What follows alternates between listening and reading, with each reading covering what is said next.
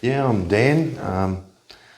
I'm a 52-year-old man. I'm a First Nations man, Papua New Guinean, Australian of English descent.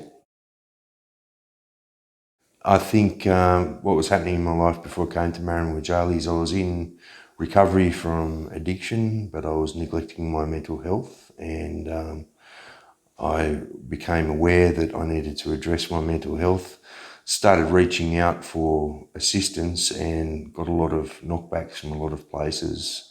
And when friends from my Narcotics Anonymous community mentioned that there were services available here that might be appropriate, I thought that it would be a very good idea to follow it up.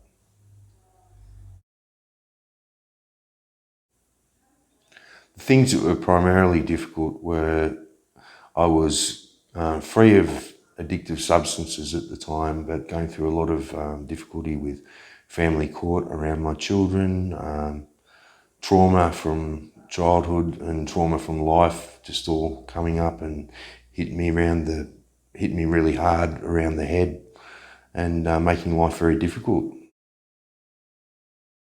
Going back, the first time I can remember ever getting off my face, I was about 8 years old. It was a Holy Communion, and we were left unsupervised with the claret, and every opportunity I got to get alcohol into me after that, I would take. Shortly after that, I found opiates as well at the age of 8.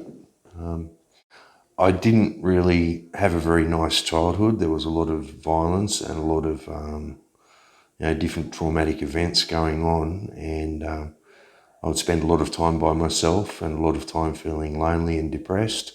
And I found when I used alcohol and other substances, those horrible feelings, loneliness, neglect, fear would disappear. And that was the beginning of a very long addiction.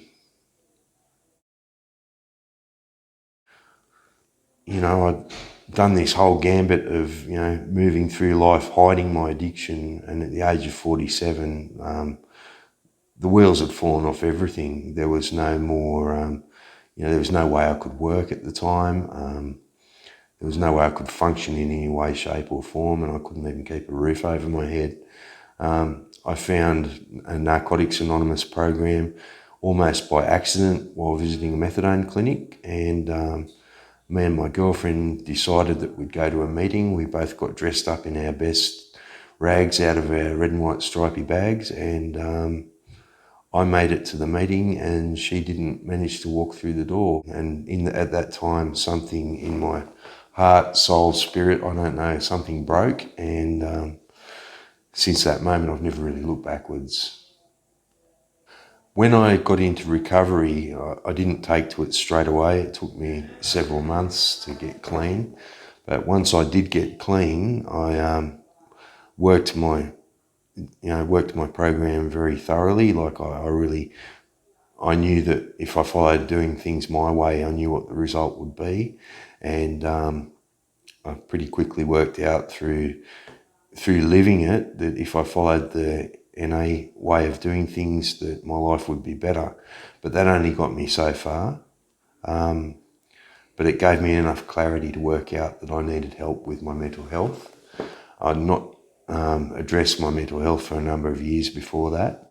When I came to Marrin and being clean at the time, I found that I could get more use out of counselling, out of psychology, out of the various services that were offered.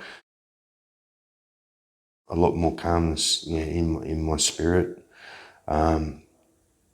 Also, a lot more practical. When I was in the midst of my mental health problems, I'd find it difficult to get up and have a shower. Some days I'd go 2 or 3 days, sometimes even longer without a shower. I find it really difficult to focus and maintain a normal kind of life. But once I started attending Marrin, those feelings kind of lifted, and I'd attribute some of that to following medical advice and taking medication. and I attribute a lot more of it to like psychological services and support services offered by Marrin Weejali itself. My word, yes. I had over 5 years clean until last November, and I kind of drifted away from both Marrin and my NA program. And very quickly I found myself using. It was a very short and messy relapse, but I knew what to do. I knew I needed to get back into NA, and knew I needed to reconnect with Marrin, and I did that. I'm 52 years old. I don't have too many chances outside, so now I'm here. I intend to stay.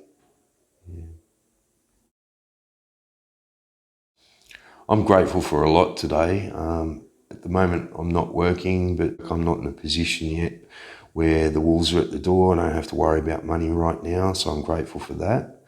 I'm also grateful that today I have real friends, not associates. I'm grateful that the people that are in my life today actually do care about me and care about, what direction I take with my life. And that feeling is mutual. It comes in towards me, and it's what I throw out to the rest of the world.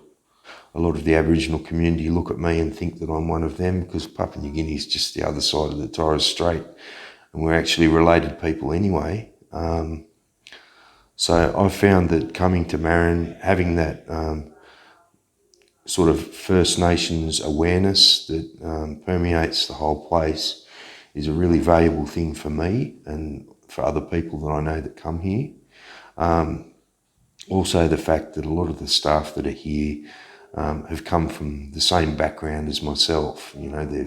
They've done the hard yards. They're not only book learned people. They're people that have lived addiction. They've lived mental health problems, and through these services and through things that they've studied, they've managed to raise themselves above their previous life, and now they help other people. And I find, in the 12th step, there's a pretty common cliche that says that the help that one addict can give another in recovery is beyond parallel. And I happen to believe that that's true. I also believe that that's true for mental health, and of various other things as well. But in my own experience, for both my mental health and recovery, coming here is very, very valuable.